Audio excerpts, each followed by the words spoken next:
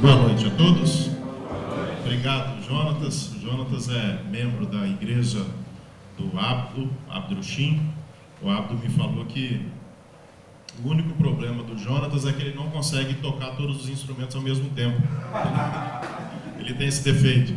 Mas o Jonatas é músico profissional e ele tem inclusive CDs gravados e depois ele vai estar disponibilizando ali para quem quiser estar adquirindo esse tipo de música que não apenas nos proporciona um momento de louvor, como um momento também de meditação. Eu queria chamar à frente o palestrante oficial da nossa semana, a nossa 7ª semana teológica, o professor e pastor também, Ronaldo Cavalcante, por favor. Esta, como eu disse, é a 7ª semana de reflexão teológica promovido pelo curso de teologia da Faculdade Unida. Eu me recordo da primeira semana teológica que fizemos com a temática do Apocalipse, a apocalíptica judaica. Tivemos naquela ocasião 3 palestras noturnas com o pastor Joaquim Beato, o pastor Hernandes Dias Lopes e o pastor Albério. E aí no ano seguinte nós fizemos uma outra semana teológica com professores da casa. Eu estive falando sobre o tema do fundamentalismo, o pastor Paulo Ruckert falou sobre a teologia neo-ortodoxa e o pastor Antônio Geraldo falou sobre a teologia liberal. Também foram apenas 3 palestras.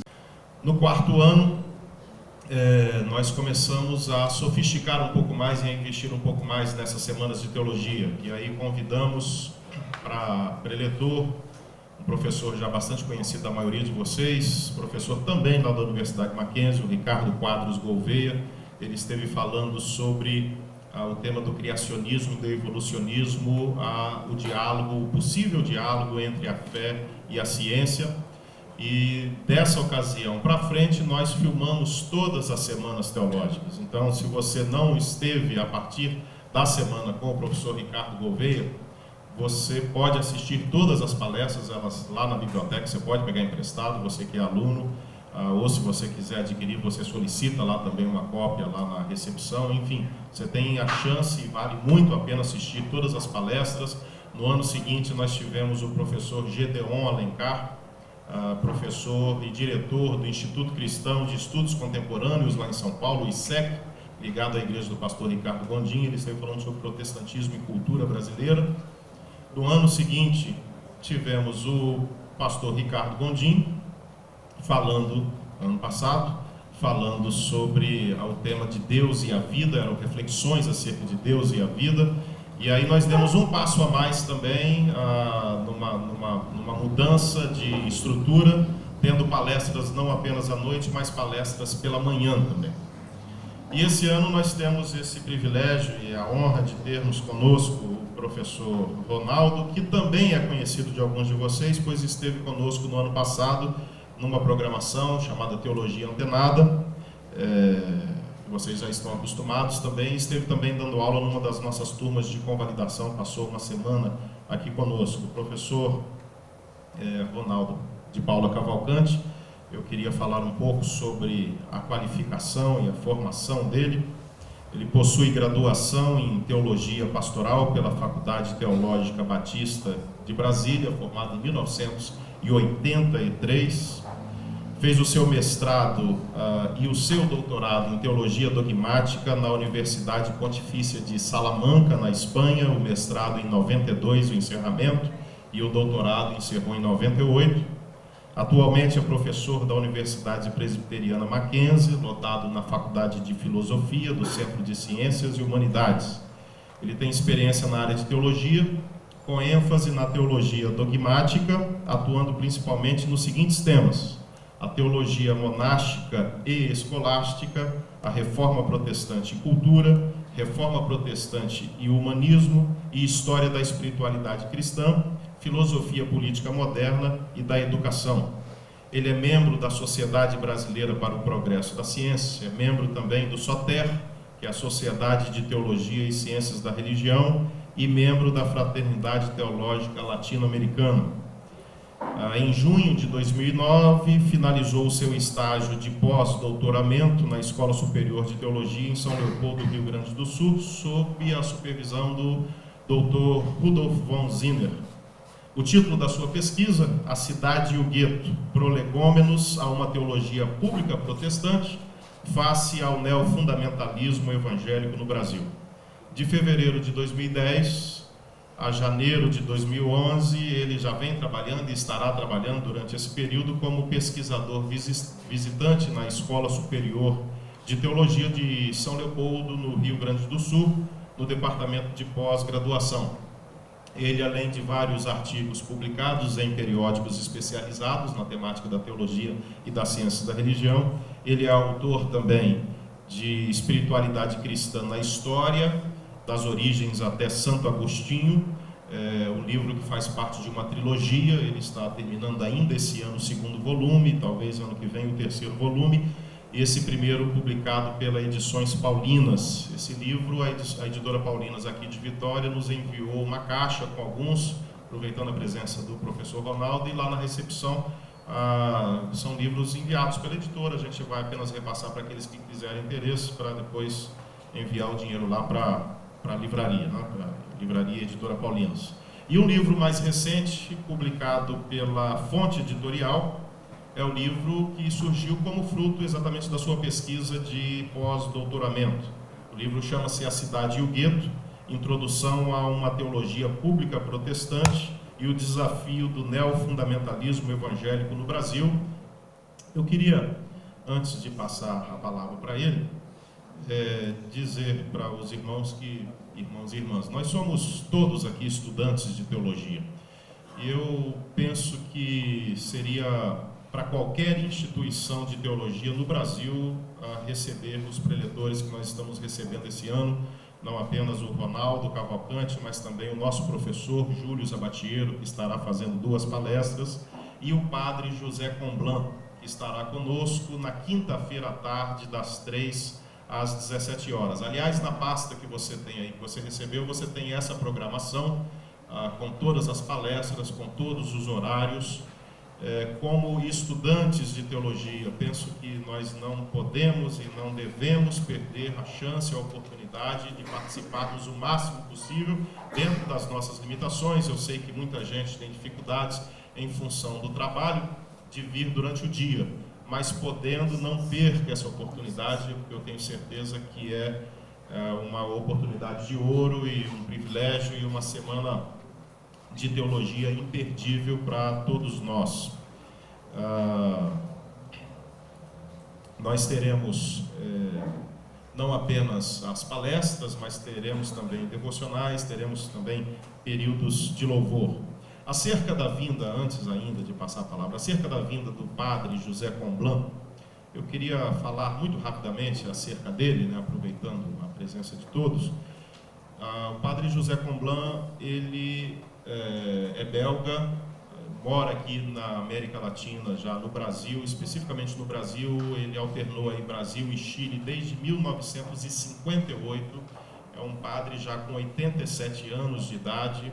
Ele tem uma produção literária imensa, são mais de 60 livros publicados em diversas línguas, em diversos idiomas. Destaca-se entre os vários livros que ele escreveu, A Vocação para a Liberdade, publicado pela editora Paulus. Aliás, essa será a temática da sua preleção na quinta-feira à tarde. O padre Comblan é um dos idealizadores da teologia da libertação. Ele, já desde a década de 50, a década de 60, ele participou da construção das SEBs, as comunidades eclesiais de base, e tem investido a vida, sobretudo na região rural, em cursos de teologia para camponeses. Inclusive, como fruto da sua labuta teológica, surgiu uma teologia conhecida como a teologia da enxada, que é uma teologia que se propõe exatamente a fazer esse diálogo e esse intercâmbio entre a fundamentação bíblica e a realidade do povo do campo.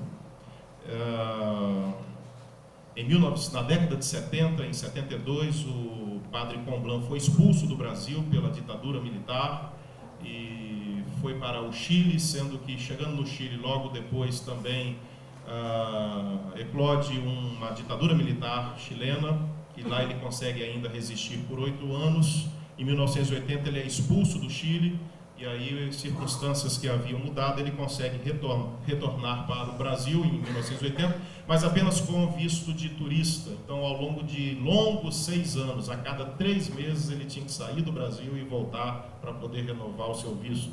E veio trabalhar, voltou nessa época a trabalhar com o famoso e saudoso Dom Helder Câmara, arcebispo de Olinda, em Pernambuco, e atualmente mora no sertão da Paraíba. Enfim, é um homem que dedicou toda a sua vida, desde muito antes de eu pensar em nascer, ele já estava aí na luta, e acho que também, para aqueles que puderem estar na quinta-feira à tarde, é uma oportunidade ímpar e imperdível para todos nós. Posto isso, e agradecendo mais uma vez a presença de todos, eu quero passar a palavra para o nosso palestrante, para que ele fique à vontade. Obrigado, professor Vanderlei. É uma honra e uma alegria voltar aqui nesta casa e também verificar que a teologia ela tem sido levada a sério em vários rincões do nosso país, em vários quadrantes, e esse é um deles. A alegria de saber do que tem acontecido aqui, dos desafios que têm sido enfrentados, vencidos e superados, e outros que ainda temos, certamente. Estar aqui ladeado pelo Vanderlei, Regina e Marcos, e também estar partilhando com meus amigos pessoais, o Júlio, o professor Júlio e o professor Comblan, tem sido um exemplo, não apenas como mestre de teologia, como doutor em teologia, mas como pessoa que está a serviço da teologia, né, e de uma mentalidade cristã no nosso país. Então eu quero, inclusive, aproveitar para felicitar ao professor Vanderlei a iniciativa de mais essa semana, essa 7ª semana. Aliás, eu tive olhando nos últimas semanas o site da Faculdade Unida, e eu fiquei muito impressionado com a pujança, com os vários preletores, os vários cursos, palestras, atividades que a Faculdade Unida tem desenvolvido. Isso é um privilégio muito grande, e eu acho que a gente tem que aproveitar para desfrutar desse privilégio em todos os sentidos, e porque isso é uma grande bênção. Agradeço muito também o momento agora de louvor tocado de maneira muito maravilhosa. Então eu gostaria eu vou ter 5 oportunidades com vocês. Então eu gostaria de fazer uma coisa assim, quase que um tipo de laboratório, né? Laboratório teológico. Mas para que isso realmente seja proveitoso, é mistério que cada um de nós participemos assim desse laboratório. Então eu faço uma espécie de introdução nessa noite, porque depois também nós teremos oportunidade de perguntas, né? Então eu gostaria que vocês durante a fala, vocês tenham o caderninho aí, não é isso? As pastas, você anotasse as perguntas, e a gente vai gastar um bom tempo depois para tentar esmiuçar isso. Evidentemente que esse mundo da teologia, isso é um oceano. Isso é um oceano. E mesmo quando a gente conhece o oceano, a gente se perde nele, né? Senão ele não seria um oceano, né? Eu conheço o Oceano Atlântico, mas eu não conheço todo o Oceano Atlântico, né? E o mundo da teologia é muito isso. que eu quero dizer? E aí eu inicio a nossa conversa aqui, né? É uma semana de teologia, então eu vou levar a sério o tema, tá? Eu vou tentar fazer teologia, já que é uma escola de teologia. Isso significa que eu vou tentar manter um nível teológico que honre o nome da teologia e a vocação dela. Então, será preciso um esforço de todos nós para a gente aproveitar bem cada momento, não é? Em outras palavras, após 2000 anos, ou mais, um pouco mais de 2000 anos de história, somados à rica tradição judaica, estou falando da teologia cristã, 2000 anos pelo menos, mais uma rica tradição judaica, e mais ainda, todos os acréscimos e aportes culturais de cada grupo, de cada etnia que recebeu o Evangelho, quando consideramos tudo isso, esse leque de patrimônios incalculáveis, que nós não conseguimos mais abarcar, porque eles excedem a nossa compreensão, porém, pelo menos considerando tudo isso, é inevitável para chegarmos naquilo que nós resolvemos chamar de como é que foi o título que ficou no final, Vanderlei? Espiritualidade da nova aliança e o desafio da atualidade. Então, para chegarmos aí nessa espiritualidade da nova aliança, devemos dar necessariamente uma pequena volta. Não tem jeito. Ou seja, não dá para chegar repentinamente no objeto, nesse objeto chamado espiritualidade da nova aliança. Temos que fazer um percurso. Muitas vezes, esse percurso é muito sinuoso. Em outros momentos, ele é uma linha reta, até monótona. Mas em outras, não. Ele é uma estrada de altos e baixos, de ribanceiras, de ladeiras, de descidas, enfim. Mas temos que fazer essa pequena volta. E mais importante, nesse percurso que temos que fazer para chegar lá na espiritualidade da nova aliança, em direção, portanto, a esse objeto, devemos ir escavando, como se fôssemos arqueólogos mesmo. O arqueólogo, por exemplo, o Milton teve aqui, né? Um grande amigo, Milton Schwantz.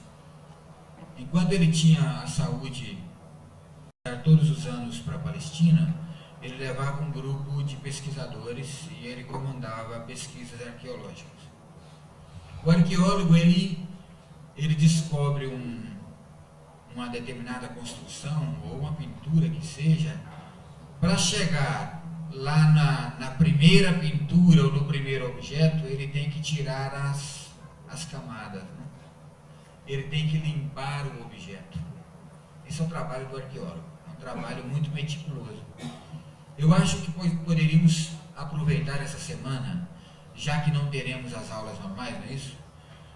Já que não teremos as aulas importantes que temos para a nossa formação, aproveitar para fazer um laboratório de escavação. Escavação na nossa memória teológica, escavação na nossa identidade teológica, escavação na nossa história teológica, escavação de tudo isso que foi, de alguma maneira ou de outra, produzido. E que agora nós estamos aqui lendo livros sobre essas coisas. Portanto, nesse percurso, devemos ir escavando, quais arqueólogos, essas diversas camadas que estão sobrepostas, uma sobre a outra, portanto. Porém, como temos apenas esta semana, eu acho que a gente deve exercitar a nossa disciplina no laboratório exercitar com objetividade e argúcia. Devemos ser argutos, espertos, perceber exatamente aquilo que é o mais importante, o mais fundamental, porque nessa história longa, dessas tradições todas aportadas e que nós estamos depois delas, nós temos muita coisa que é acessória e muita coisa que é essencial. O que é essencial e o que é acessório. E mesmo aquilo que é acessório, ele compõe um mosaico maior do que nós. Maior do que a minha maneira de ver, inclusive. A minha maneira denominacional de ver, a minha maneira teológica de ver. Portanto, eu queria desafiar vocês a agirmos, então, nessa semana, até a sexta-feira, com objetividade e com uma mente arguta. Posto isto, então, eu quero colocar 4 questões para introduzirmos o nosso tema. Logo de início, convém destacar que nós estamos numa semana de teologia, 7ª semana de teologia, porém, que o tema é um tema de espiritualidade. Então, logo de cara, logo de início, um tema de teologia girando em torno da espiritualidade não deixa de ser curioso, no mínimo. No mínimo é curioso, porque tradicionalmente a teologia não tratou da espiritualidade. Essa é a nossa tradição. A tradição protestante, quando considerou a teologia, a espiritualidade, não a considerou como uma disciplina teológica. Ela nunca teve esse status. Ela nunca se apresentou como uma disciplina no corpo de disciplinas de qualquer seminário ou faculdade de teologia, especialmente aqui no Brasil. Eu estudei, formei em 83, dizia o Vanderlei, quase que contando a minha idade, e eu não tive essa disciplina. Eu duvido, eu tenho quase certeza de que em 4 anos eu tenha sequer ouvido a palavra espiritualidade. E era uma faculdade teológica batista, tradicional naquele momento.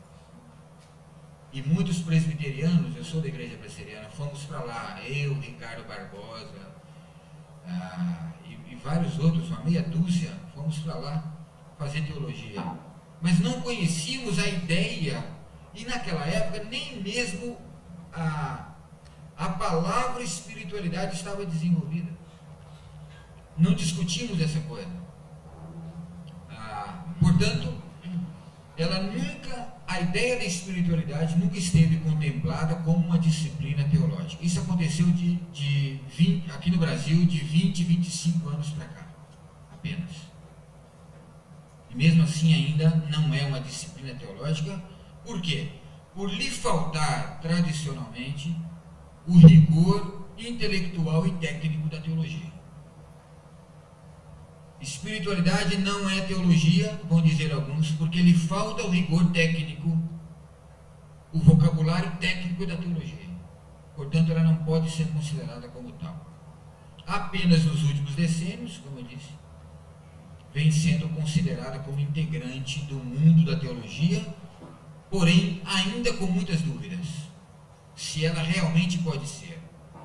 Em outras palavras, houve no nosso país, mas também nos Estados Unidos da América e Canadá, menos na Europa, o divórcio entre teologia e espiritualidade. Recentemente agora, uma tese na PUC do Rio, uma tese de mestrado, que eu participei, o tema era exatamente esse: o divórcio entre teologia e espiritualidade. Eles estão separados. Em outras palavras, como é que sempre foi tido aqui a teologia, ou saber muito teologia afasta a pessoa de Deus. Espiritualidade aproxima a pessoa de Deus. uma coisa não tem nada a ver com a outra. Divórcio total. Então essa é a primeira dificuldade que deveremos enfrentar quando consideramos uma temática dessa dentro de uma semana de teologia. Portanto, o divórcio entre as duas áreas era um lugar comum, aceito e dado como inquestionável na tradição protestante como um todo, especialmente do protestantismo histórico.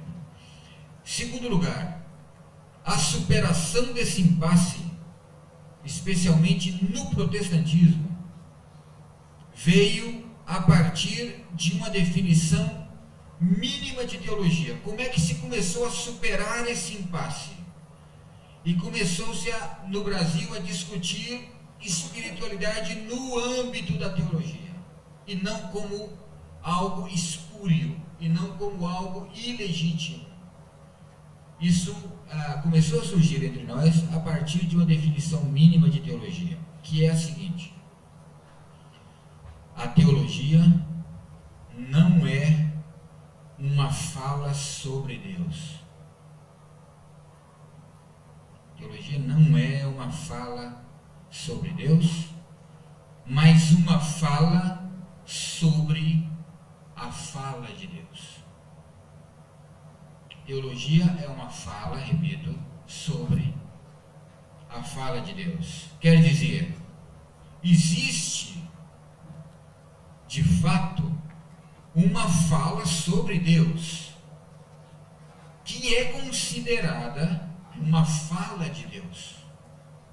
Existe uma fala sobre Deus e que tem o status de ser a fala de Deus, ou seja, uma fala primordial, uma fala autoritativa, com autoridade, portanto, e uma fala reconhecida como tal.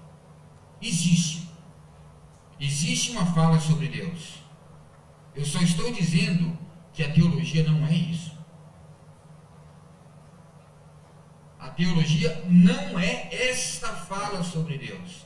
Esta fala sobre Deus é a fala primordial, é a fala autoritativa e é a fala reconhecida sobre a qual nos debruçamos para fazer teologia. Aí sim, nós temos um objeto ao qual chamamos até esse momento, depois daremos outro nome, fala sobre Deus. Sobre essa fala acerca de Deus, nós nos debruçamos para fazer teologia. Esta fala primordial, autoritativa e reconhecida, ela está permeada de fé, ela está permeada de revelação e ela está permeada de história. Fé, revelação e história. E ela está apresentada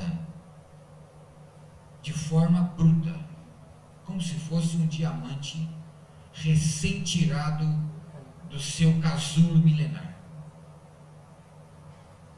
O carbono transformado milhares e milhões de anos em diamante. Quando você tira aquele diamante, aquilo é uma pedra bruta, deverá ser lapidada. Então, esta fala primordial é essa pedra bruta e que exige de nossa parte uma ação racional sobre ela.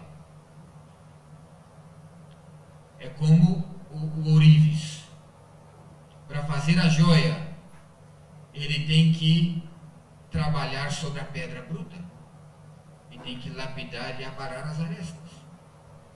Ele tem que agir sobre ela. Então, existe, portanto, de nossa parte, sobre essa forma bruta, uma ação racional, o que nós chamamos tecnicamente de intelecção da fé, ou intellectus fidei, a inteligência da fé. Quem faz a inteligência da fé é a teologia. A fé expressa nessa fala de Deus é a fé bruta, primitiva. E a teologia age sobre ela. Então, essa intelecção da fé possibilita conhecermos, portanto, a teologia nos possibilita conhecermos e compreendermos as entranhas desta fala primordial.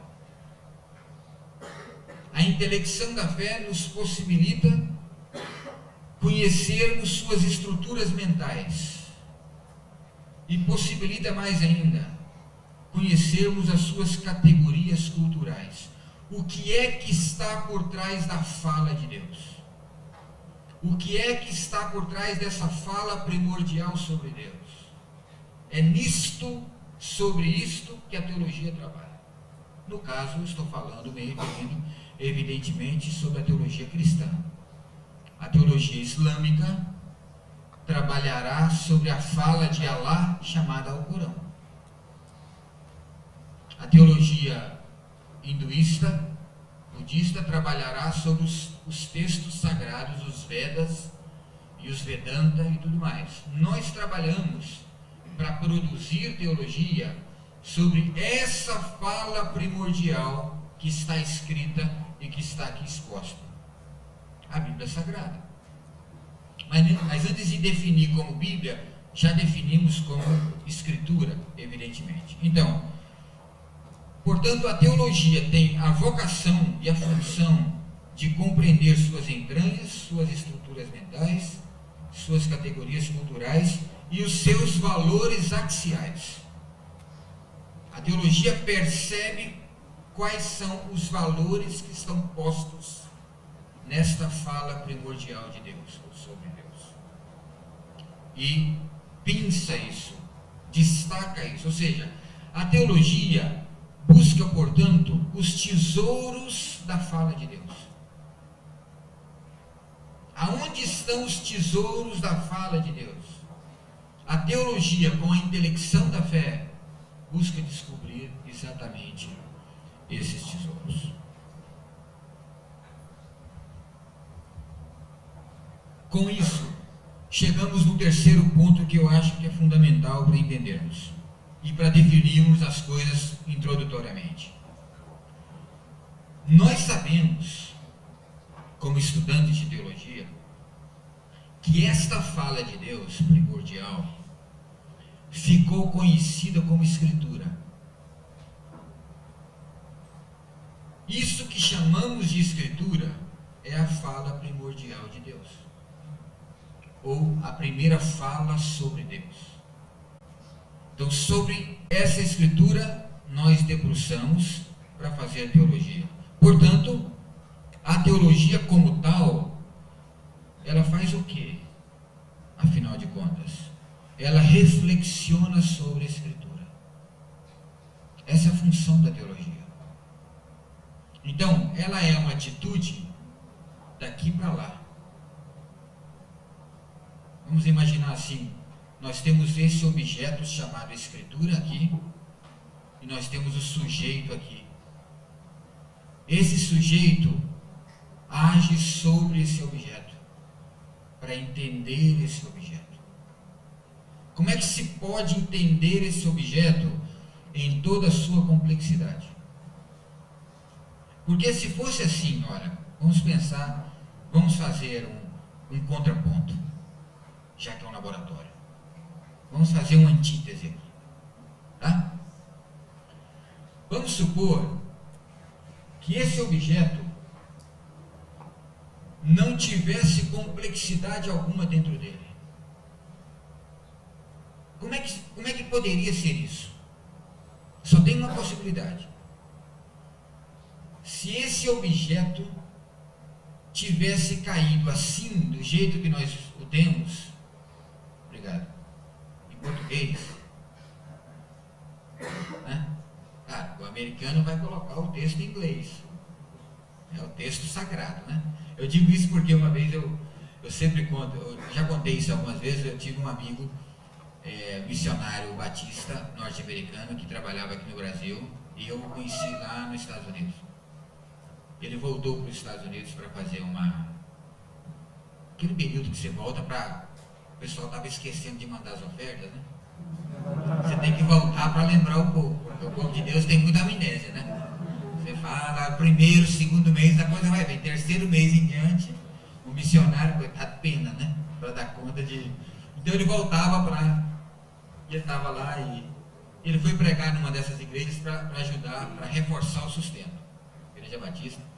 Ele pegou a Bíblia dele e foi domingo. O colega dele era pastor da igreja e convidou ele para pregar.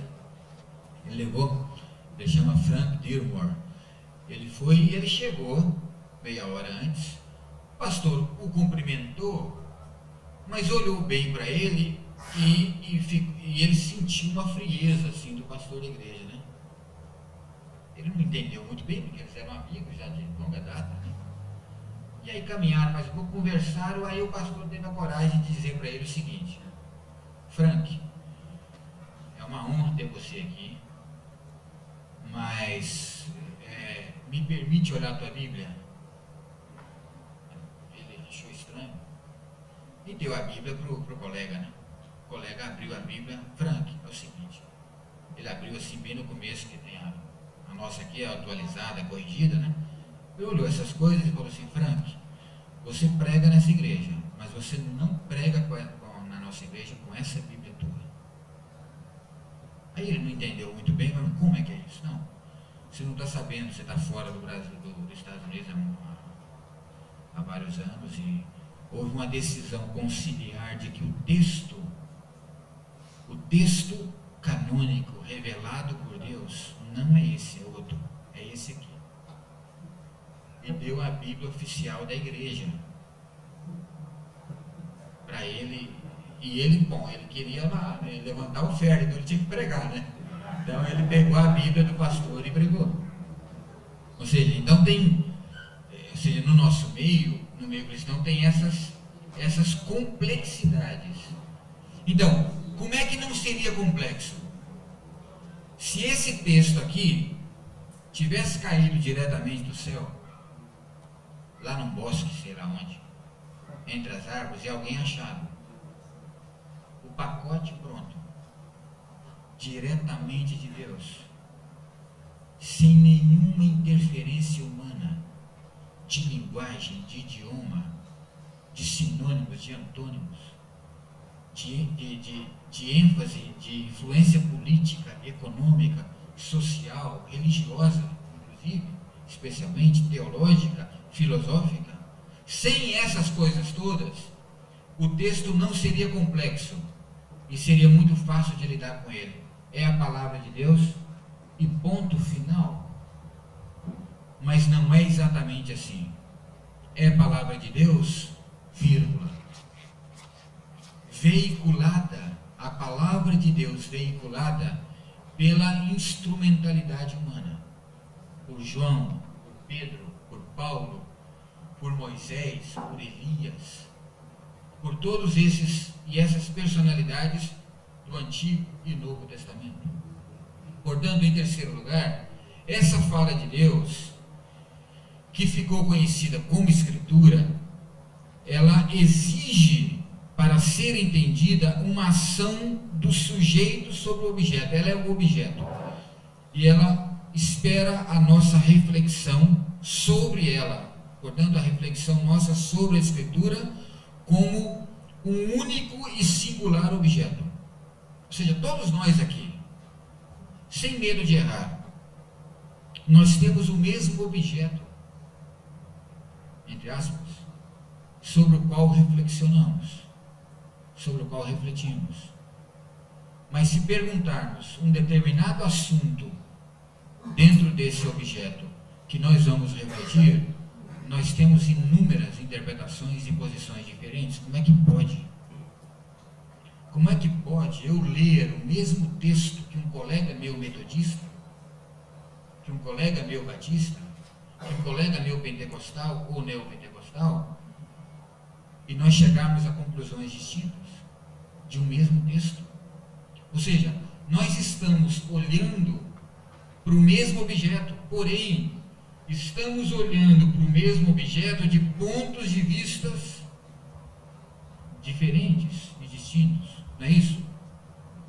O ponto de vista é sempre uma vista a partir de um ponto, não é?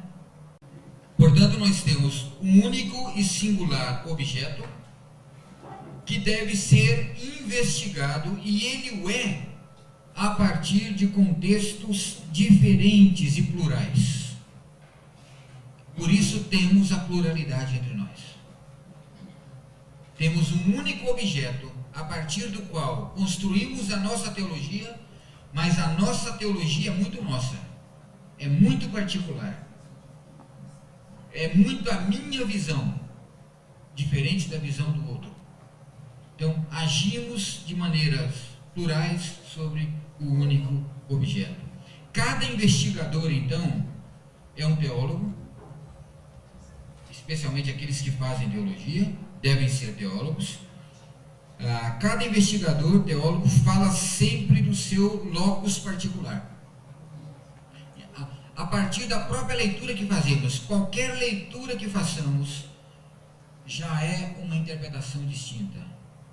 Eu não leio como o meu irmão lê aquele mesmo texto.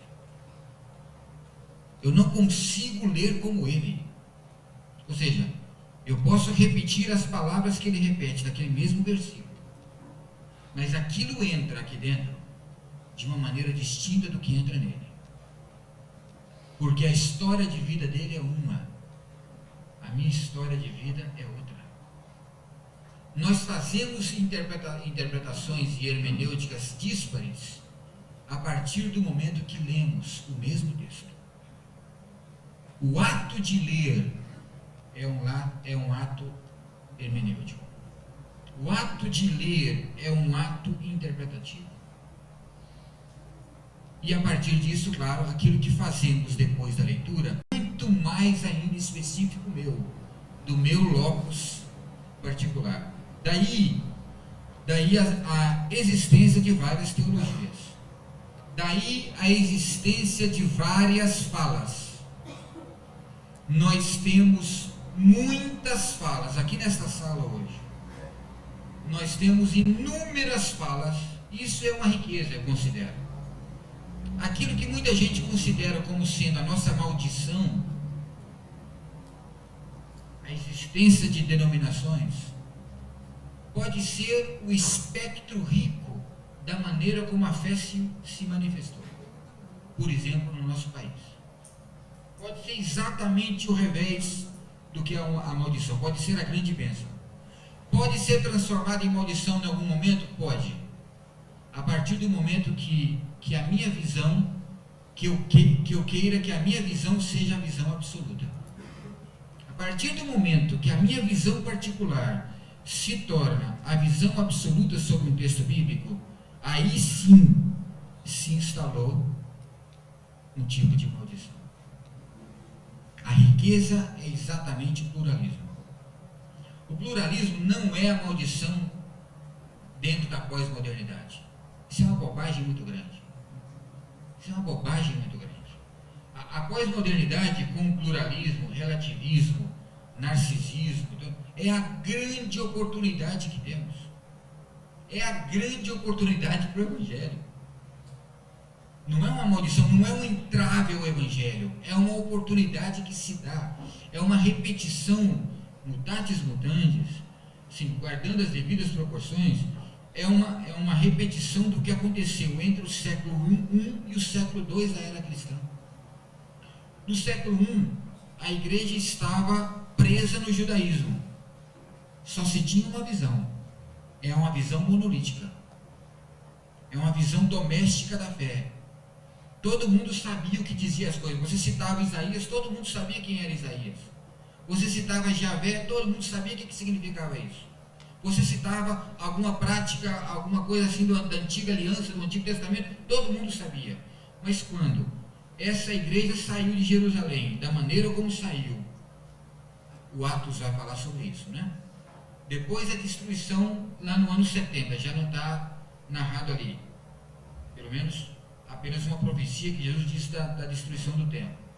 E depois de João, do Apocalipse e tudo mais, quando a igreja sai no segundo século, ela não está mais no ambiente doméstico judaico. Ela está no ambiente grego, helênico, portanto cosmopolita. não adiantava mais falar de Isaías, não adiantava mais falar da profecia de Ezequiel ou de Daniel, porque ninguém sabia quem era Ezequiel e Daniel. O pessoal sabia quem era Platão, quem era Sócrates, quem era Aristóteles, mas esses profetas do Antigo Testamento eram profetas muito domésticos da fé judaica. Portanto, quando você vira a página do século I para o século II, a igreja está fora da casa, a igreja está na rua, a igreja saiu do casulo, portanto ela tem que rearticular a sua linguagem, o seu discurso para ser entendida. Em outras palavras, o primeiro século é um tipo de gueto da igreja, e eles estavam muito contentes com aquilo, né? Você lê o Atos dos Apóstolos, é mais ou menos isso que você vê. Há um contentamento em viver aquela vida comunitária. E por várias razões, que não convém falar aqui, porque não é o nosso tema, e nem é a minha especialidade, eu nem estaria à vontade sobre isso, mas por várias razões Deus não quis que aquilo perpetuasse. Né? Permitiu perseguição, morreu Estevão, Pedro e João foram presos, e a igreja teve que sair do jeito que saiu, meio a fórceps, né? Mas saiu. E a partir dali, aquilo é uma antecipação do que seria o segundo século. Dali é mais ou menos anos 50, né? Anos 40, 50. Então aquilo é uma antecipação do que seria o século II. No século II é pluralismo. No século II é relativismo. O pessoal não acreditava em ressurreição. Os gregos não acreditavam em ressurreição. O Paulo já tinha experimentado isso no Areópago, no seu grande discurso aos gregos. Então ele sai. Portanto, nós temos uma grande oportunidade hoje naquilo que chamamos de pós-modernidade, que seria essa relatividade total dos nossos dias. Então, a teologia, portanto, é uma reflexão, eu diria, a teologia é uma reflexão humana indireta. Nós não falamos diretamente de Deus, não há como. Nós falamos sobre o que já se falou sobre Deus. Portanto, a nossa fala sobre Ele é indireta. E eu acho que isso é muito bom. Mas então eu nem vou fazer teologia mais. Desanimei agora. Eu achava que era ciência sagrada. É a ciência humana. Alguns autores vão dizer que é a mais humana de todas as ciências. A mais humana de todas, por várias razões. Então, portanto, nós temos várias teologias emanadas de um mesmo objeto, através de sujeitos distintos, e aí, portanto, nesse sentido é que eu digo que a teologia é uma reflexão, primeiro, humana, que parte do homem, e, em segundo lugar, indireta. Por quê? Porque ela examina uma fala que não é dela, examina uma fala fundante, primordial, fundamental, que nós chamamos de Escritura. Nós examinamos isso aqui. Essa é a fala sobre Deus. Nós falamos sobre essa fala. E nós não falamos sobre Deus mesmo, diretamente sobre Deus. Exatamente por isso, a teologia está circunscrita e delimitada. Ela tem o seu campo de ação e função delimitados, claramente delimitados. Ela está circunscrita e delimitada. Portanto, em quarto lugar, por isso mesmo, esse é o máximo que a teologia consegue. O máximo que a teologia consegue é falar sobre uma fala sobre Deus. Esse é o limite, o seu limite, e eu diria, a sua sina. A sina da teologia é sempre falar indiretamente de Deus. Bem que ela quis falar diretamente de Deus, mas ela nunca conseguiu falar diretamente de Deus. ela falou sobre o que Deus falou, sobre a fala de Deus. Portanto, a teologia está circunscrita ao humano. Ela é uma tarefa humana. Parafraseando Nietzsche, ela é humana, demasiadamente humana.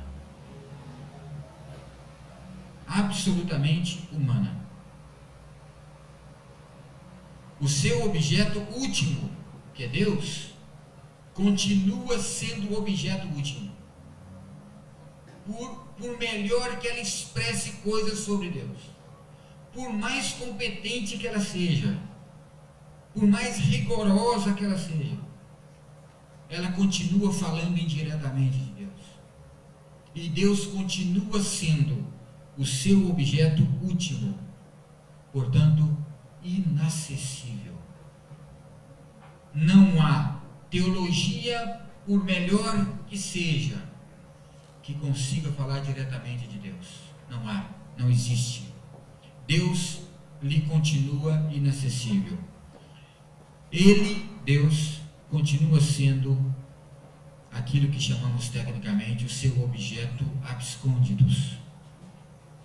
Deus continua sendo o seu objeto escondido, encoberto. Falamos e falamos e falamos. E quanto mais falamos, não conseguimos mergulhar nos abismos oceânicos aonde encontraríamos Deus. Emitimos conceitos, hipóteses, possibilidades, teorias, imaginamos, porém, Deus continua sendo inacessível e, portanto, escondido. Com isso, então,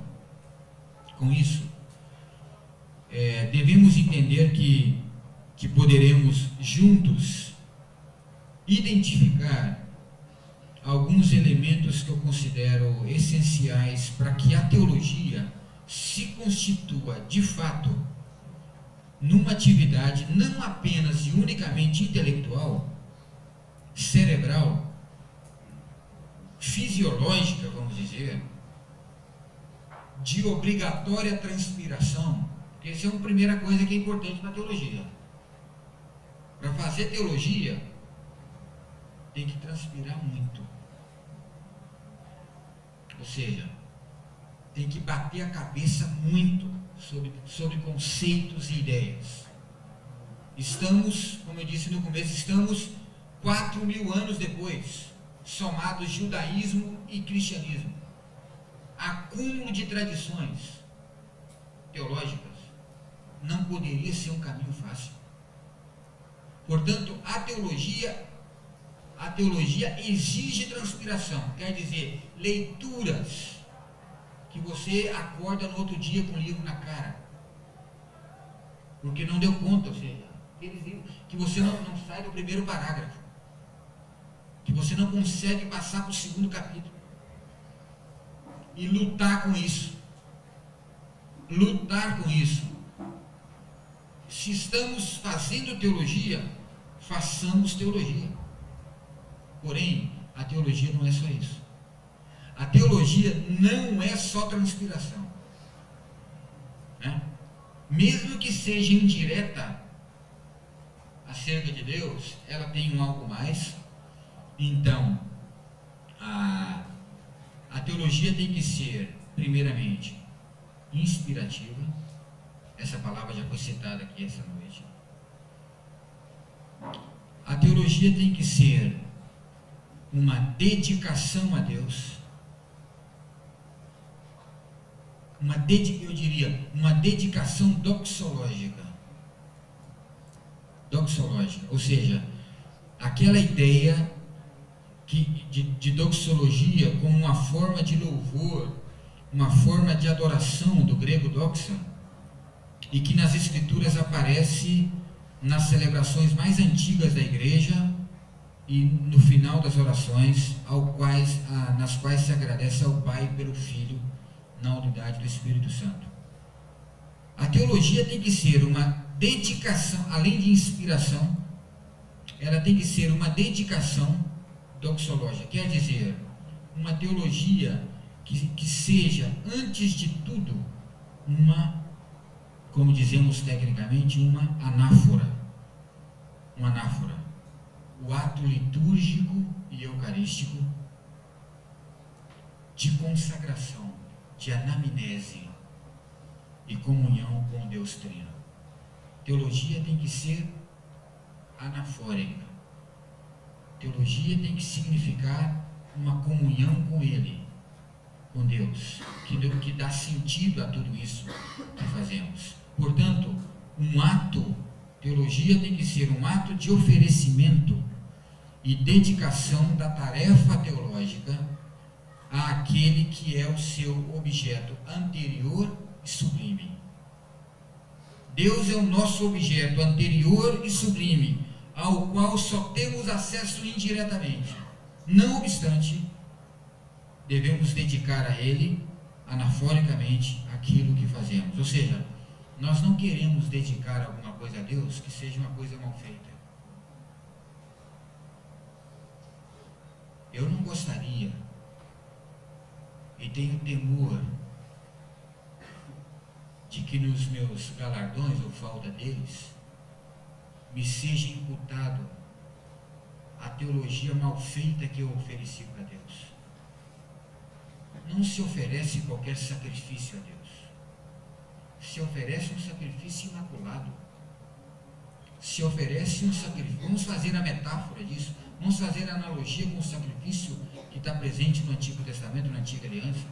Que tipo de sacrifício era exigido para Deus no templo?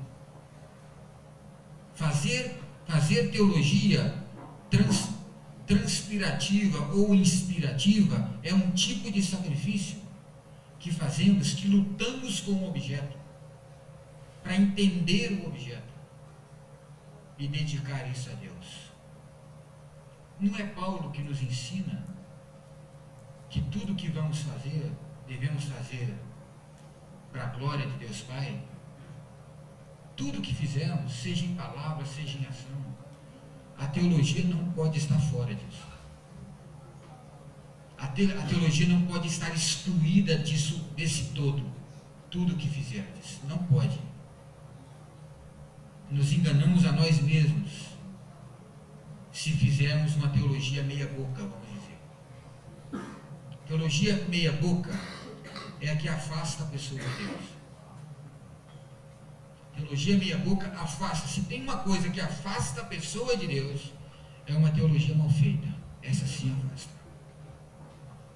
Eu não tenho dúvidas disso. Então, portanto, um ato de oferecimento e dedicação da tarefa teológica para quem? Para aquele que é o seu objeto anterior e sublime. Aquele que, sendo verdadeiro, atrai o verdadeiro teólogo de forma irresistível.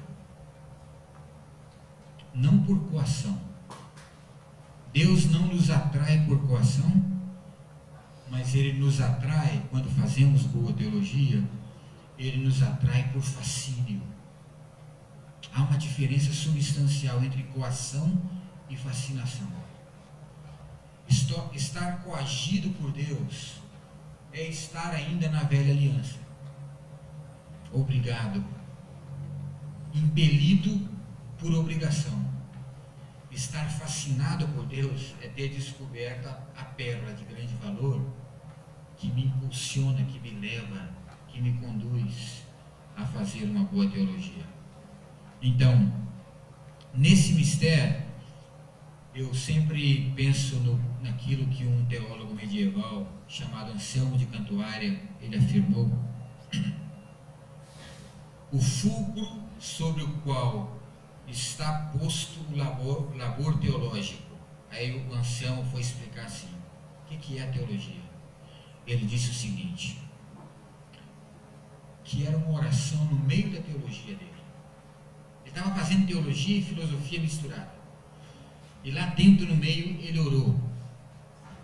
E essa oração está preservada na obra chamada Proslogium, do Anselmo de Cantuária, século XI. Ele disse assim: que eu possa procurar-te desejando-te, que eu possa desejar-te ao procurar-te, encontrar-te amando-te e amar-te ao encontrar-te. Assim, a aceitação do caráter débil e efêmero da teologia é uma condição fundamental para a afirmação da sua nobreza. Só teremos uma teologia nobre, aquela teologia que for humana, efêmera e transitória, portanto, não absoluta. A teologia não absoluta, não dona da verdade, é a teologia nobre, exatamente porque é efêmera e passará. Aliás, e aqui eu vou finalizando, acerca disso eu evoco o testemunho inusitado, pelo menos isso, do Santo Tomás de Aquino, século XII, pouco depois do Anselmo. O Anselmo era um italiano que trabalhou na Inglaterra. Tomás de Aquino era um italiano que trabalhou na Alemanha e também na Itália. Tomás de Aquino, algumas semanas antes da sua morte, ele estava indo para um concílio e havia todo um lobby, vamos dizer assim, para ele sair do concílio como cardeal. Ele já tinha toda uma folha de serviços prestados, já tinha escrito a suma teológica dele, que nos dá trabalho até hoje. E aí ele passou mal e ele foi acolhido num mosteiro daquele, ele ficou lá tentando se recuperar, mas ele morreu lá. Ele ficou muito debilitado, acho que foi uma pneumonia, alguma coisa assim, ele morreu. Antes de morrer, ele ficou muitos dias em oração no quarto dele, do mosteiro. E ele tinha um colega dele chamado Reginaldo, que era quase que ele escrevia as coisas para o Reginaldo olhar antes, o Reginaldo corrigia algumas coisas, muitas coisas só o Reginaldo tinha e depois foram publicadas porque o Reginaldo... Eles eram amigos assim, muito próximos, né? E aí o Reginaldo tentando animar o Tomás, você está melhorando e tal, e disse assim para o Tomás, e essa foi a grande estultice do Reginaldo, né? Ele disse assim: Tomás, eu estou convicto de que você em poucos dias estará de pé e você vai escrever muitas coisas maravilhosas ainda para nós. Só que ele não sabia que o Tomás de Aquino tinha tido uma espécie de êxtase 2 dias antes no quarto. Ele passou por um tipo de oração tão intensa que ele teve um tipo de arrebatamento místico. E ele viu coisas nesse arrebatamento. Ele viu coisas que Paulo diz que não é dado ao coração, né? Conhecer aquela coisa, né? São antecipações que Deus dá em alguns momentos, né? Aquilo que nós teremos depois, pela vontade de Deus mais ou menos assim abre a porta um pouquinho, né? Sabe quando você abre a porta e entra a luz assim? Então ele fez isso com Tomás de Aquino. E o Reginaldo vai e diz uma pérola dessa, né? Você vai escrever muita coisa bonita. Então o Tomás de Aquino diz assim para ele: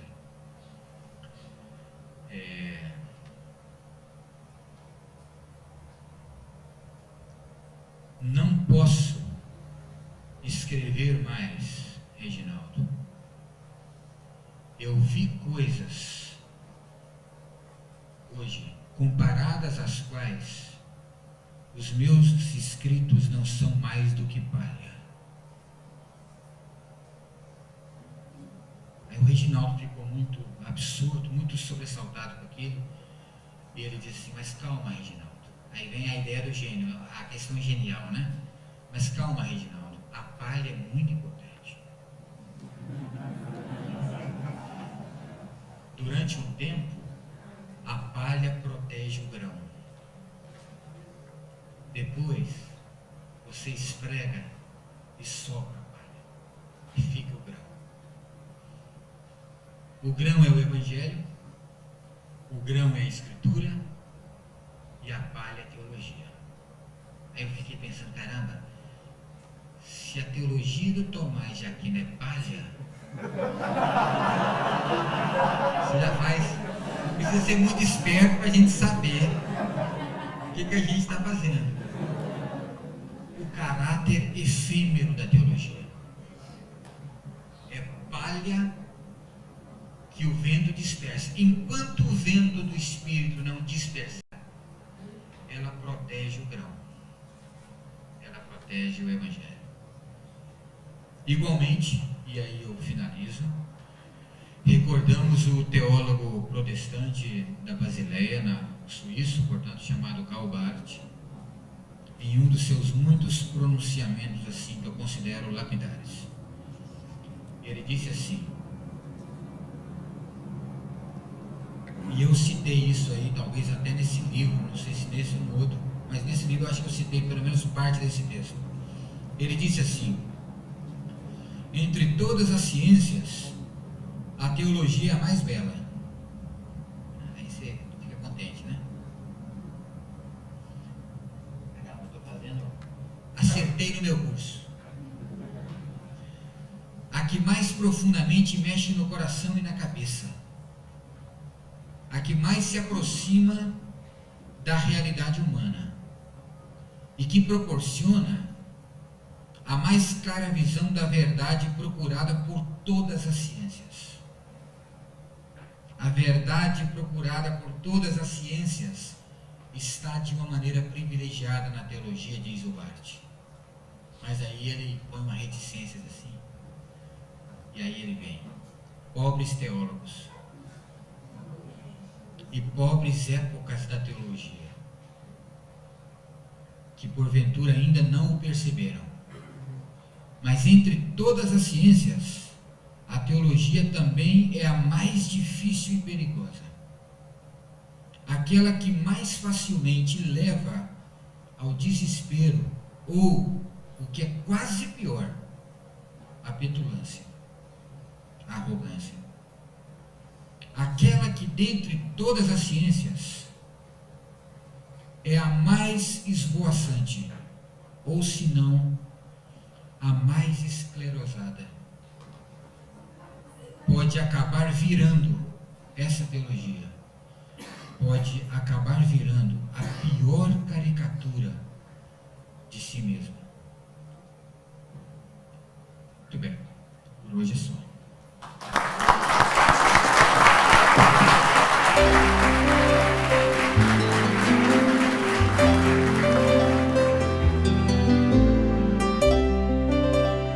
Nós vamos às perguntas. Por favor, vocês receberam dentro das pastas, tem umas fichinhas assim para vocês escreverem suas perguntas e aí eu vou pedir que vocês façam isso e vão mandando pelos colegas até chegar aqui à frente, facilita para chegar até o professor. Então vamos iniciar a primeira pergunta. Vamos lá? Primeira pergunta, professor, na sua opinião, em que termos a graça de Deus pode ser identificada na antiga aliança? Eu não sou um perito em Antigo Testamento, que teria que entrar nessa área mais exegética. Eu acho que o professor Júlio poderia responder muito melhor do que eu. Porém, eu acho que... Bom, eu vou falar sobre isso, mas eu já adianto aqui. Dentro da antiga aliança, a figura de alguns patriarcas deveria ser recuperada. Por exemplo, a figura de Abraão. A figura de Abraão foi empanada, foi perdida em detrimento do processo de institucionalização da antiga aliança. O poder institucional foi muito forte. O modelo abraâmico de fé foi perdido. Ele está citado na nova aliança como inclusive modelo de fé. Essa é uma pista muito importante para nós. Ele está citado em Hebreus está citado no Evangelho como o modelo de fé, por isso que ele é chamado de pai da fé. Isso é uma pista que a própria Escritura nos deu e que nós também, pelas questões institucionais, nós abandonamos essa pista. Eu acho que a graça de Deus tem tudo a ver com o modelo abraâmico de fé, mas eu vou falar sobre isso aqui, talvez, parece que na quinta-feira. Sabendo da enorme importância que a contemplação e a liturgia exerceram nos pais, doutores e reformadores da Igreja, o senhor não considera que a Igreja Evangélica Brasileira necessita urgentemente redescobrir a liturgia histórica? Perfeito, essa pergunta já está respondida, é uma pergunta retórica realmente. Ela é fantástica porque hoje já há um consenso maior e melhor, quase que unânime. A melhor maneira de recuperarmos a espiritualidade perdida no protestantismo é voltarmos aos pais da Igreja. Ah, mas o importante é voltar na Escritura. Nós já voltamos para a Escritura. E deu no que deu. Porque cada um interpretou do seu jeito. E transformamos o nosso jeito na maneira absoluta de entendermos. O meu jeito é que é correto. Então essa coisa de voltar para a Escritura assim, sem mais, sem menos, não resolve a questão. É um simplismo que não resolve. Nós andamos com a Bíblia debaixo do braço, usamos a Bíblia a nossa vida inteira, tem mais de 30 anos que eu utilizo a Bíblia desde que eu me converti. Não resolve as questões. Eu tenho que saber olhar isso aqui. Não é? Eu sempre cito, eu gosto demais, tem uma das últimas músicas do Chico Buarque, ele fala sobre uma mulher do subúrbio carioca, que apanha a beça do marido, que está sofrendo barbaridade, mas ele diz: mas para quem sabe olhar, ela dança no chafariz. Para quem sabe olhar. Então isso aqui é preciso saber olhar. A complexidade é muito grande. A teologia ajuda nisso. Às vezes atrapalha, mas ela ajuda. Então, há um consenso hoje. Nós ignoramos os pais da Igreja, sabemos um pouco de Santo Agostinho, de algum outro, mas a patrística toda, nós temos uma ignorância muito grande. Eu passei 4 anos dentro de um seminário, na Faculdade Batista em Brasília, e não ouvi nada dos pais da Igreja. 4 anos. 4 anos sem saber os pais da Igreja. O que eles escreveram, por que eles escreveram daquela maneira, quais são as ênfases, quais as tonalidades, quais as cores que eles manifestaram no Evangelho. Santo Agostinho é um pai da Igreja, nós temos centenas, pais e mães da Igreja. Eu acho que isso aí ajudaria a enriquecer de novo a nossa liturgia, a nossa espiritualidade. A trilogia, o primeiro volume é a da Santo Agostinho, a patrística, é um pouco desse resgate, só que eles são apenas pistas, dá para aprofundar muito mais. E agora eu escrevi um artigo em homenagem ao professor Mendonça, Antônio Gouveia de Mendonça, principal, falecido há 3 anos atrás, principal historiador do protestantismo. Eu trabalhei com ele os últimos anos, então os últimos 5 anos eu tive o privilégio de trabalhar do lado dele. Ele faleceu com uns 86 anos por aí. E ele me dizia sempre: Ronaldo, a melhor maneira de recuperar o tempo perdido é ler os pais da Igreja.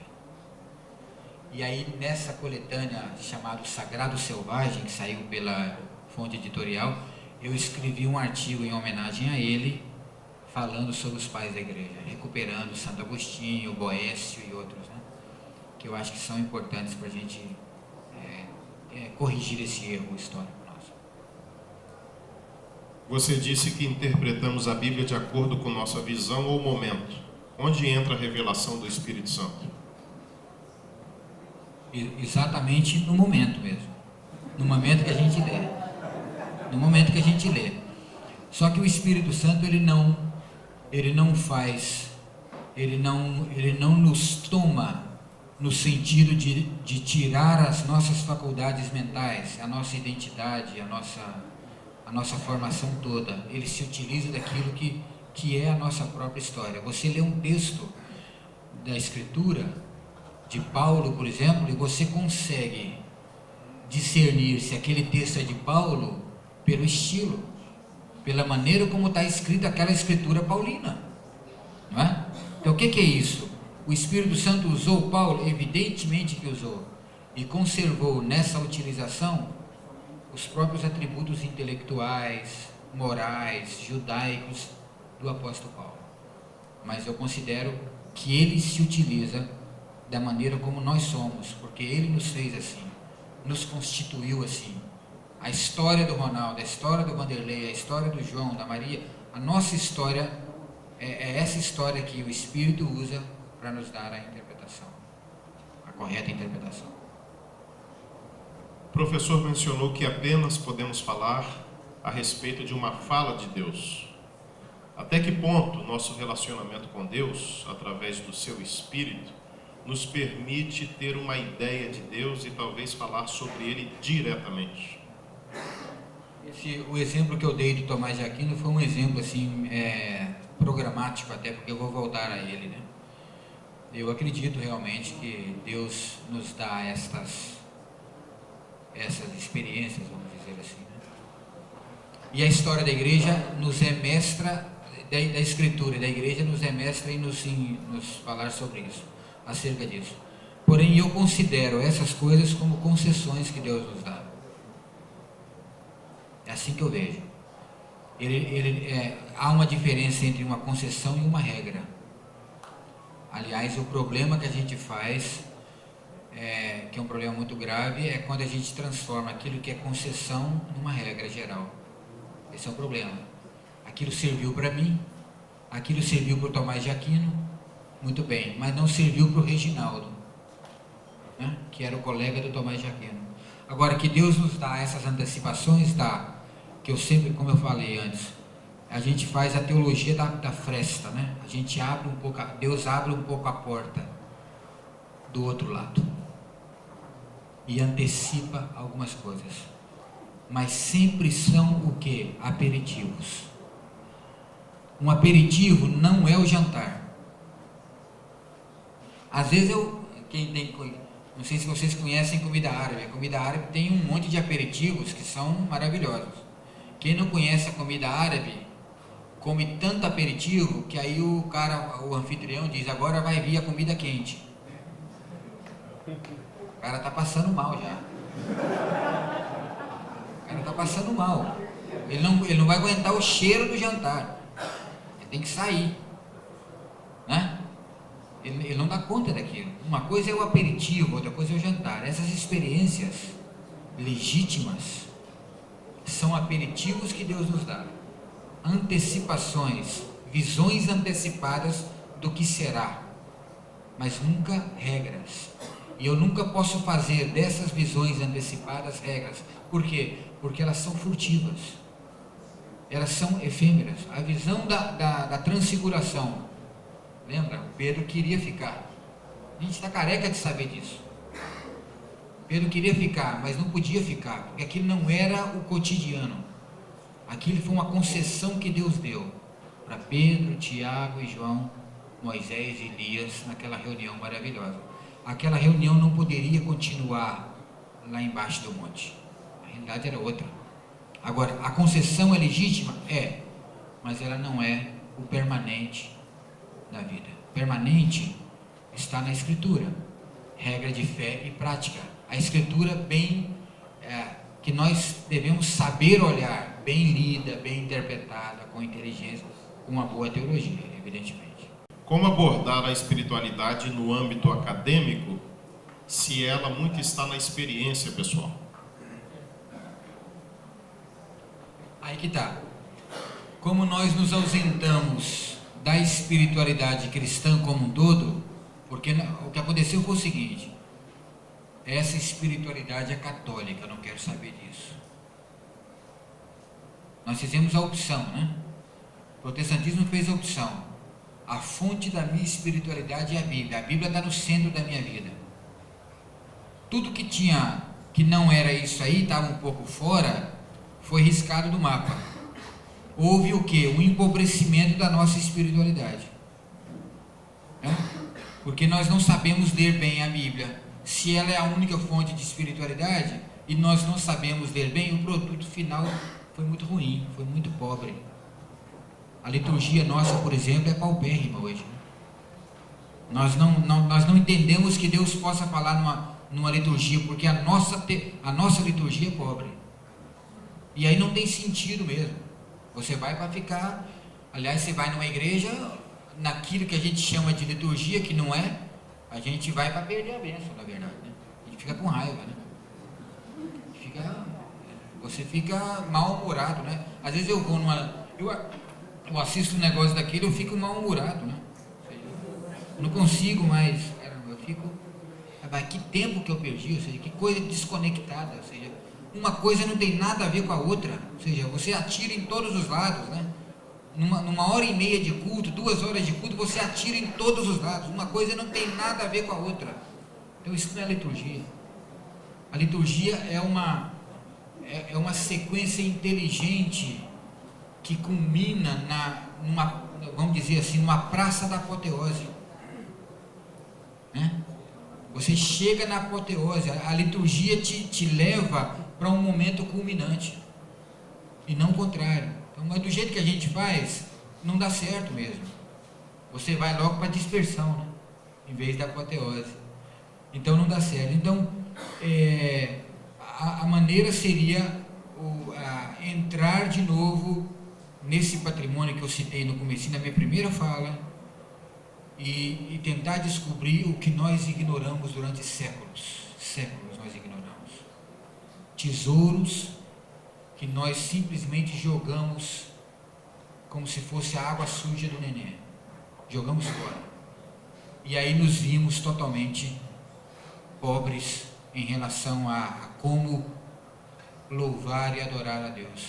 Então nós temos que voltar, por exemplo, nos pais da igreja, mesmo na teologia medieval, na filosofia medieval cristã, e recuperar coisas que nós perdemos. Aí sim a gente pode remontar coisas. Agora, como é que se dá isso? Esse é um trabalho de formiguinha. Isso não acontece numa semana de teologia, num fim de semana, num acampamento, num curso, não. Isso tem que ser um aprendizado para recuperar séculos de ignorância nossa, protestante, evangélica, que nós radicalizamos contra esse tesouro que estava lá. A teologia não consegue falar de Deus. Entretanto, algum movimento religioso e dogmático consegue falar de Deus de melhor forma? É tudo teologia, seja ela dogmática, pastoral, fundamental, teologia prática, missiológica, exegética, teologia bíblica, o que for, é sempre um discurso indireto. É sempre um discurso indireto. Ou seja, ao momento que nós tomamos consciência disso, que assumimos isso, a efemeridade da teologia, ela começa a fazer sentido na nossa vida. Nós começamos a fazer uma boa teologia. Não estamos aqui para falar de Deus, nesse sentido. Estamos para falar dos atos de Deus. Isso é diferente de falar de Deus mesmo. Falar da pessoa de Deus e falar da obra dele é distinto. É isso que eu quis dizer no começo. Portanto, sempre que falamos indiretamente. Porque quem falou de Deus está aqui. Então nós falamos sobre esses que falaram sobre Deus. É nesse sentido que é um discurso indireto. Você não acredita que as denominações fazem teologia de forma particular, tentando persuadir as pessoas a acreditar no seu próprio ponto de vista? Totalmente. Eu não sei se é bem possível fazer diferente disso. Eu acho que a gente tem que lutar contra isso. A gente tem que lutar contra isso. Ou seja, entender que a Escritura é uma complexidade total. Por exemplo, eu, Ronaldo Cavalcante, eu sou presbiteriano, portanto sou protestante. Saber que a igreja protestante começou 500 anos atrás. Só disso aí Só de eu introjetar isso, eu vou perceber, caramba, mas então tem 1500 anos antes da minha igreja que o povo já falava de teologia. E mais, tem mais 2, 3 mil anos de judaísmo. Ou seja, eu tenho 4.000 anos, ou seja, fora 3.500, 4.000 anos fora da minha tradição. Ou seja, na verdade, todos nós, vamos nos chamar aqui de protestantes, nós somos o caçula do cristianismo. O caçula pode ser genial? Pode. Às vezes você tem um caçula que ele é genial, né? Na minha casa, por exemplo, o meu caçula é o genial da casa, é o gênio da casa.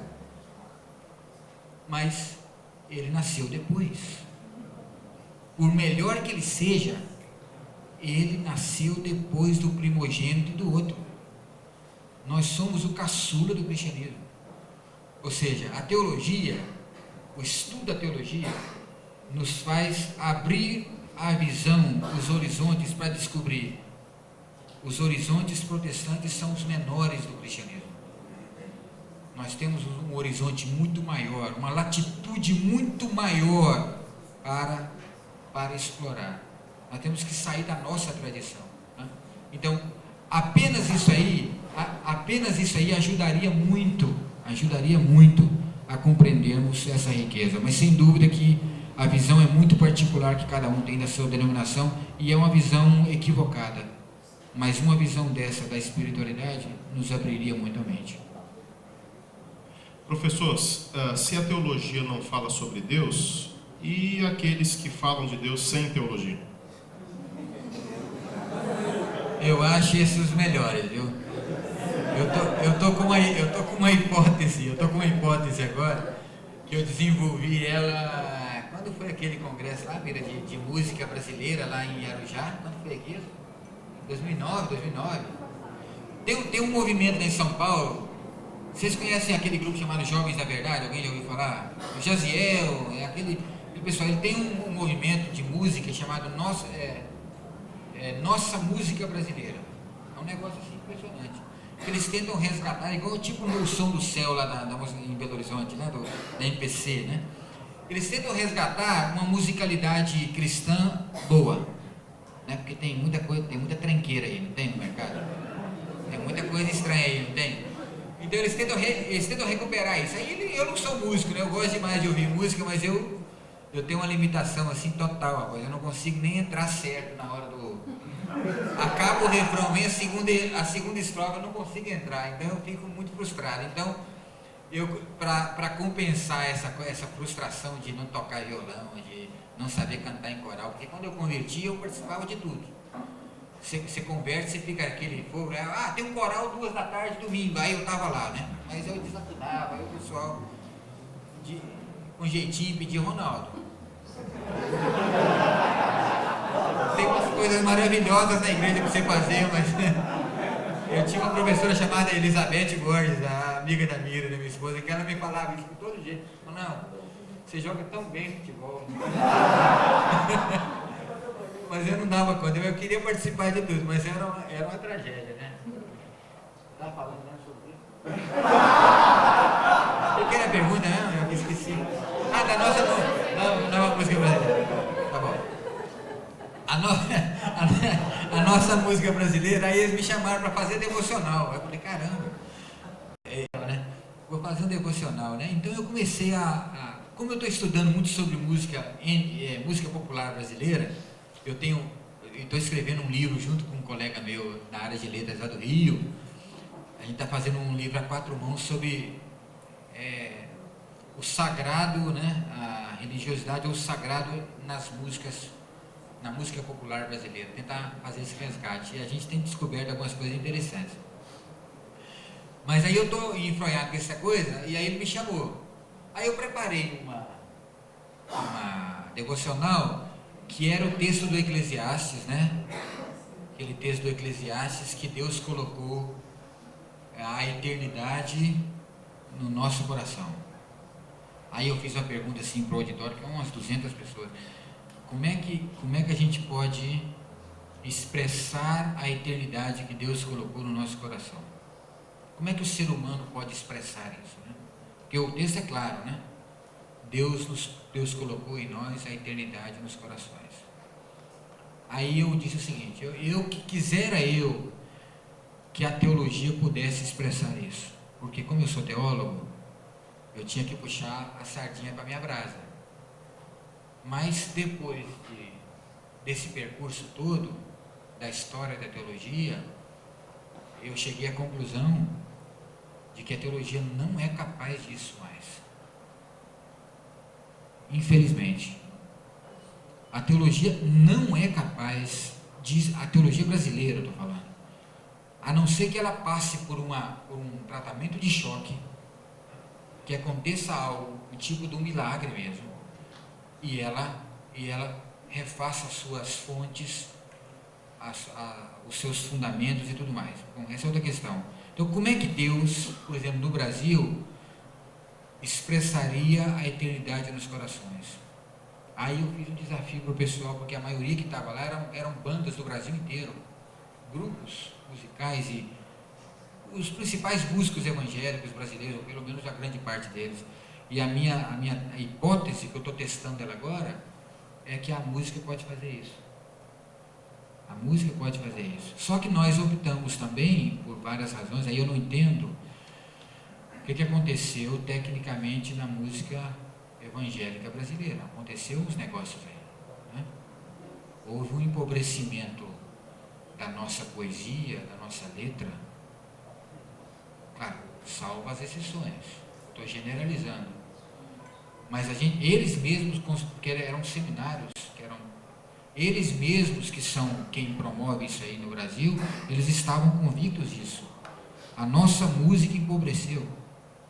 E mais, ou seja, a música evangélica brasileira não reflete a qualidade da música popular brasileira, da riqueza da música popular brasileira. Ou seja, a música popular brasileira poderia, a letra dela, especialmente a letra, mais até do que o ritmo, o nosso ritmo é muito bom. O ritmo da bossa nova é maravilhoso, o ritmo do samba enredo é maravilhoso, o ritmo do samba canção é maravilhoso, o nosso ritmo é muito bom, mas tem ritmos melhores no mundo. Mas eu fiz a pesquisa minha na música popular brasileira, eu não consegui encontrar letras de música com a mesma profundidade, a mesma qualidade que as letras brasileiras de MPB. Eu não consegui encontrar. Então eu perguntei para eles por que é que a música evangélica cristã, a música cristã brasileira, não apostou nessa qualidade. Porque isso sim manifestaria a eternidade no coração do homem.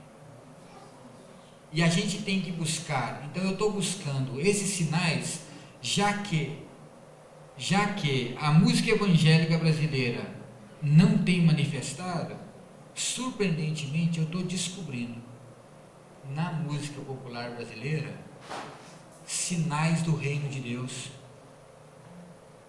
do amor que a Bíblia, que 1 Coríntios descreve, valores que são valores da Escritura e do Evangelho, estão presentes em músicas populares do Brasil, músicas não cristãs, músicas não religiosas. Eu fiquei muito impressionado com isso. Um amigo meu, Calvani, já tinha feito isso no livro dele, Teologia e MPB, mas eu achei que poderia caminhar muito mais, e peguei outros autores, e eu fiquei muito impressionado com o que eu estou vendo.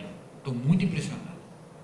Ou seja, é o que a Bíblia mais ou menos fala, as pedras vão clamar, né? Mais ou menos alguma coisa assim. Seria mais ou menos isso. Então eu acho que seria mais ou menos por aí que a gente poderia caminhar. A Igreja Católica, pelos seus seminários, não tratava também da questão da espiritualidade? E uma observação: sou pentecostal da Assembleia de Deus.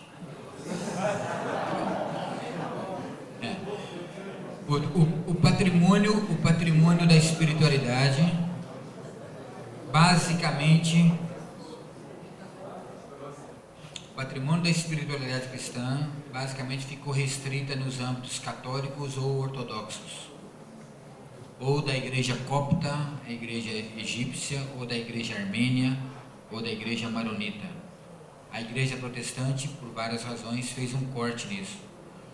O problema católico é que a eclesiologia católica foi guindada ao ponto mais importante da teologia.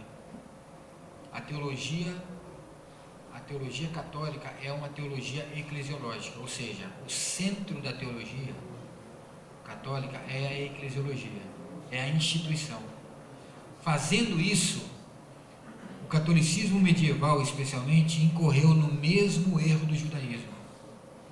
Qual que é o erro do judaísmo? A instituição é mais importante do que o ser humano, que foi o que Jesus disse.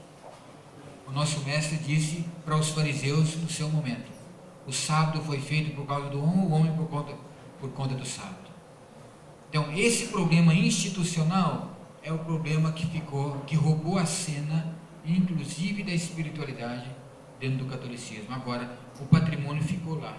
Os grandes pais da igreja, mães da igreja, grandes movimentos de espiritualidade, espanhol, holandês, alemão, francês no século XVII, Madame Guyon, o bispo Fenelon e todos mais, é uma espiritualidade católica, mas que foi empanada pela questão institucional.